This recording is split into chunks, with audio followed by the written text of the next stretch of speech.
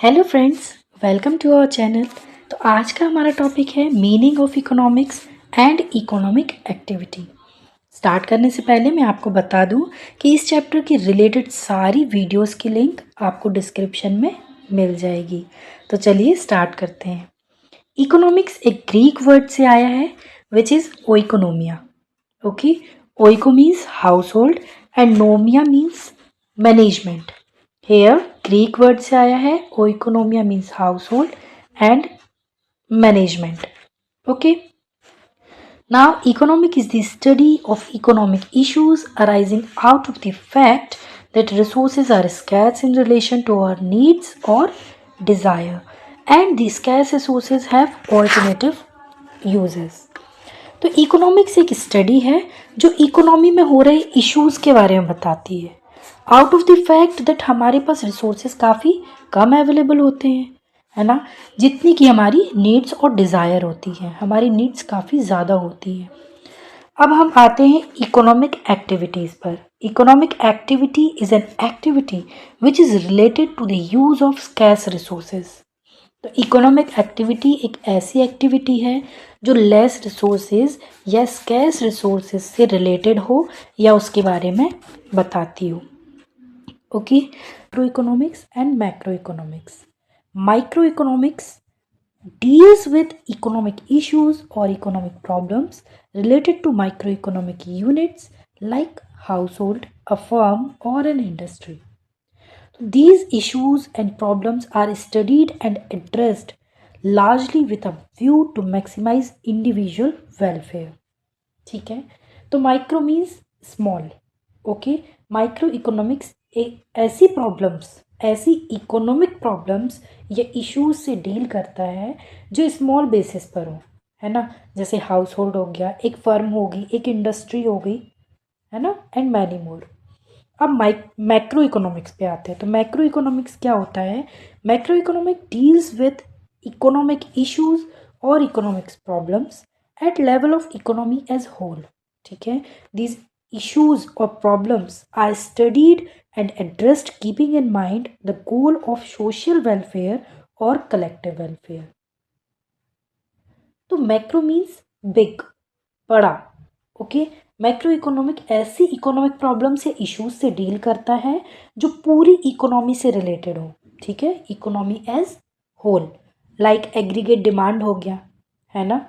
तो आप इसके मैक्रो एंड माइक्रो इकोनॉमिक्स दोनों के एग्जाम्पल्स को ज़रूर से कमेंट करके बताइएगा और कौन कौन से एग्जाम्पल्स हो सकते हैं। ओके, तो अब हम नेक्स्ट वीडियो में समझेंगे difference between micro economic to our channel.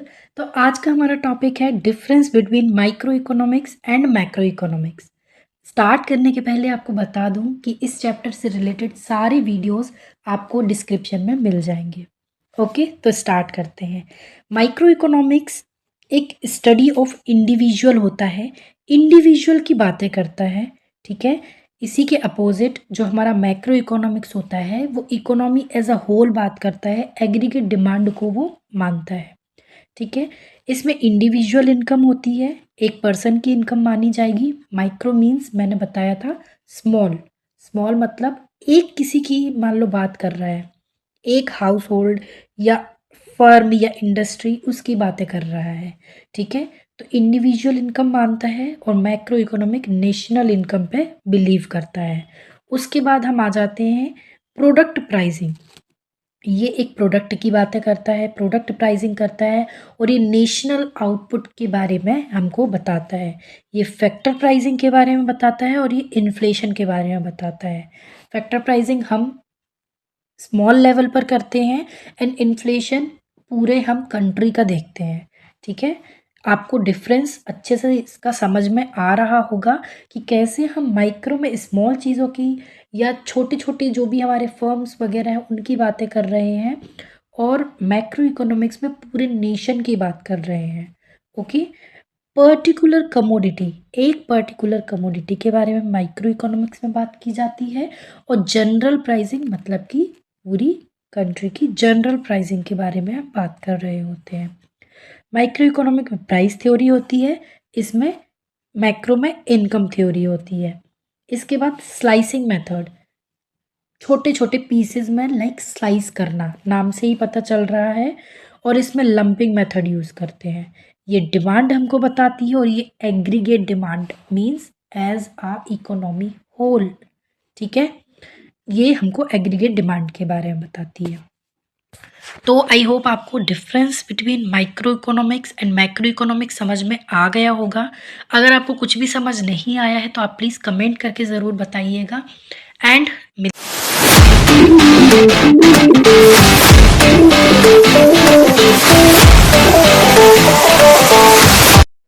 Hello friends, welcome back to my channel. तो आज का टॉपिक है सेंट्रल प्रॉब्लम्स ऑफ इकोनॉमी। पिछले में मैंने आपको समझाया था माइक्रो एंड मैक्रो की डिफरेंस। तो अगर आपने वो वीडियो नहीं देखी है तो आपको डिस्क्रिप्शन में लिंक मिल जाएगी, जाइए और जाके ज़रूर देख लीजिएगा। तो हमारी इकोनॉमी में कौन कौन सी प्रॉब्लम्स होती हैं, कौन कौन सी सेंट्रल प्रॉब्लम्स हैं, उनके बारे में आज हम डिस्कस करेंगे। तो फर्स्ट हमारी प्रॉब्लम है व्हाट टू प्रोड्यूस, है ना।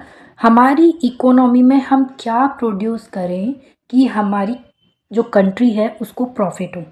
ठीक है, हमें कंज्यूमर गुड्स प्रोड्यूस करनी है या हमको कैपिटल गुड्स प्रोड्यूस करनी है, ये कंट्री टू कंट्री वेरी करता है ना, कि कंज्यूमर गुड्स की ज़्यादा नीड है या कैपिटल गुड्स की ज़्यादा नीड है।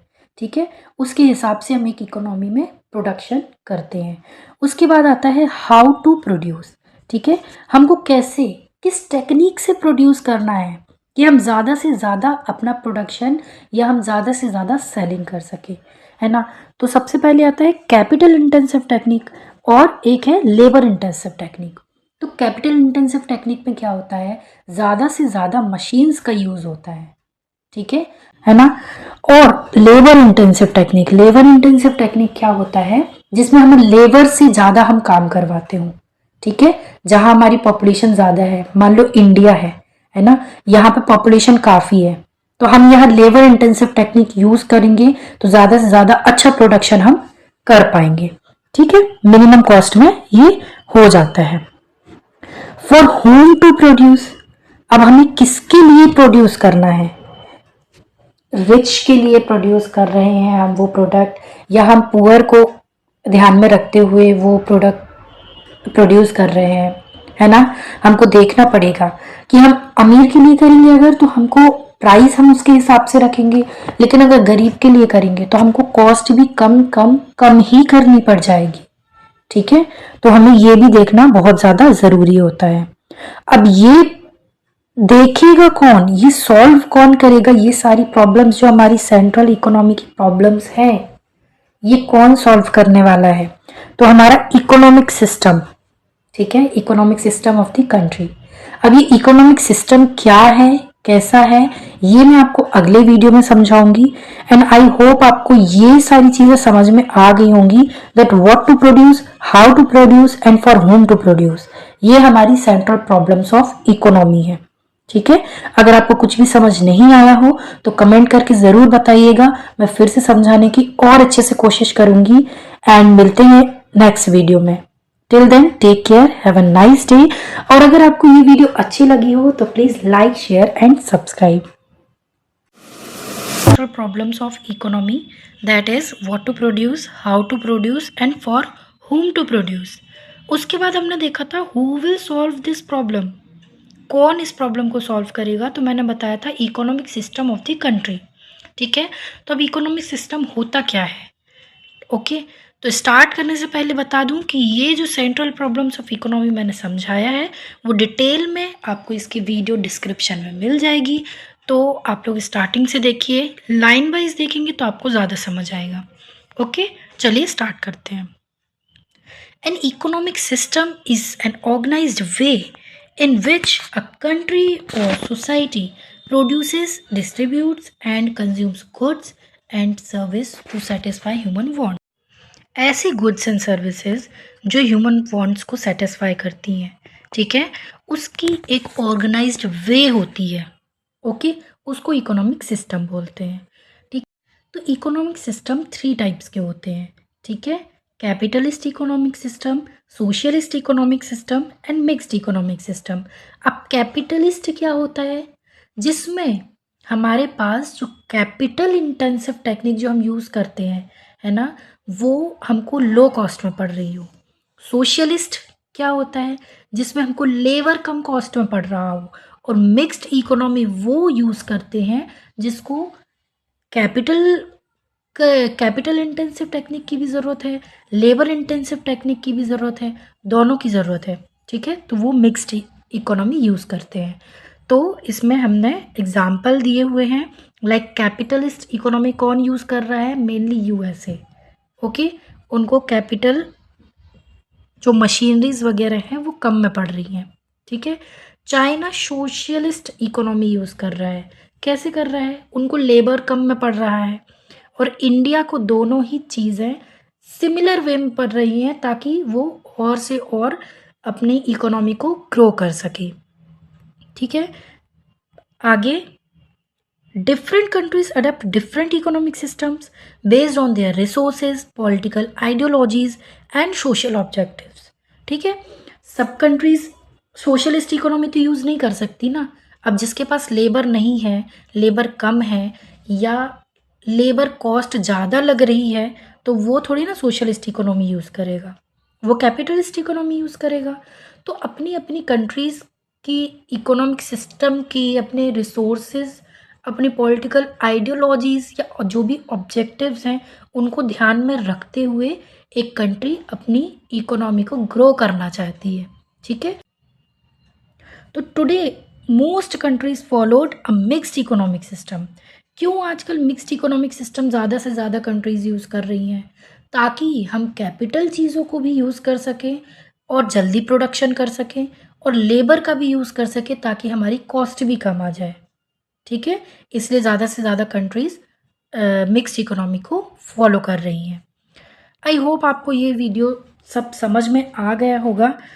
तो नेक्स्ट वीडियो में हम कैपिटलिस्ट इकोनॉमी के बारे में समझेंगे। ठीक है, कि कैपिटलिस्ट इकोनॉमी आखिर होता क्या है। इनको हम तीनों को डिटेल में समझने वाले हैं, इकोनॉमिक सिस्टम्स को। तो स्टे ट्यून्ड, और अगर आपको ये वीडियो पसंद आई है, हेल्पफुल लगी है, तो please like, share and subscribe. Thank you.